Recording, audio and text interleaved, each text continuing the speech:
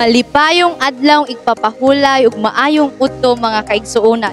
Niinig yung tungura at dunay balaan nga panagkatigom ang sekreto sa kalatrabang nga gihiwat dinhi sa iglesia sa Bagakay.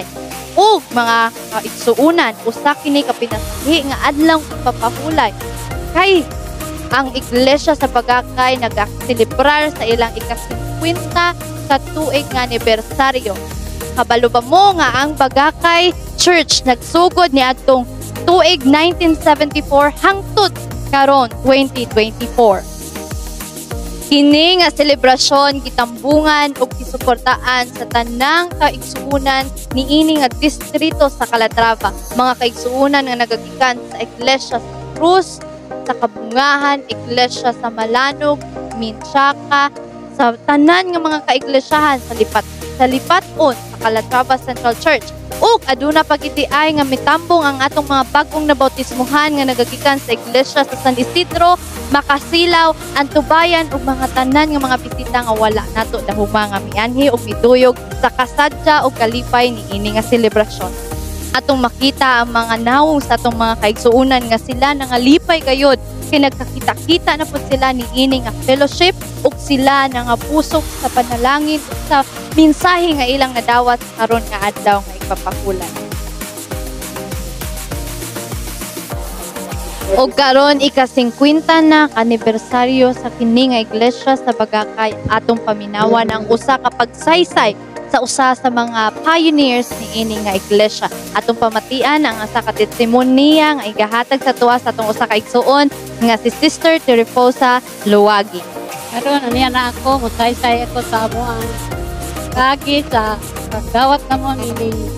kamatuoran may tungod sa bautismo namo sa atong 1974 nga kami si Pastor Gulpan may nagmensahe namo, may nagtabang namo nga kami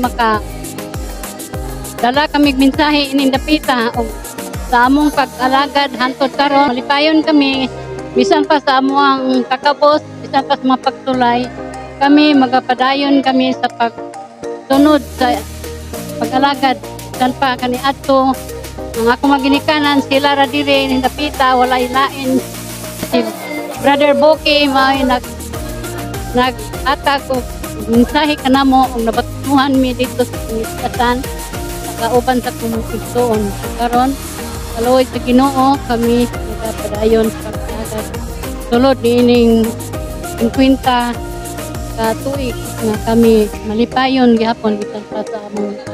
mga pagtulay makabarog kami hinaot ang among mga batan-on sila usab mga hangop pa sa kamatuoran bisan mga wala ni ining kalibutan na sila usab maopoy mo barog magpadayon hangtod pagbalik sa Ginoo nga kaming tanan makasugat niya na ng impos panganod ang among kalipay sangko sa langit kami gitagaan mi og mga maayong panglawas mga maayong panghuna-huna o ang mga katawhan usab mituo usab namo ining dapita amo ang una nga tigulang iglesia or maoy founder namo dinhi mao kato si Arsenio Virtusio mao toy ga Bible study sa mo og tukad ni adto kay ang akong kinabuhi kani adto dili gani ko katuo nga ako ang kinabuhi mabago kay ako ang tanan nga akong kinabuhi akong gibiya sunod Kristo sunod nila una nga ako nagpasalamat nga sukat sa akong pag-baptize ni atong 1983 sila nag Bible study nako unya ako kung nakita bisan kamo mga palibot ang among kahimtang dili ingon nga kami medyo productive gado ang among mga pagnabuhi at Bagakay ani inyo makita sa palibot ang mga area kabatuan ang mga tanom puro pandan mo nay among culture dire mo nay among panginabuhi apan uban sa tabang sa Dios kami nabuhi niya tabangan mi nila nga katarong og ako pong gipasalamatan nga una ang katong ako ang mga na nag Bible study kani adto Ako ko pasalamat nga akong kinabuhi na bako tungod nila. O niya, nahimo na po nga ang akong nakatunan kita nila, ako pong gipaambit sa mga kaigsunan sa karon. Gani atong makita ang kalambuan sa bagakay, panpod sa among mga liderato gikan sa Calatrava nga sila po mga suportar kanamo sa among tagtag sa among magluhaton. Ang among mga gihimo dinhi, among konsulta sa mga among mother church. O niya, sila supportive po kayo namo,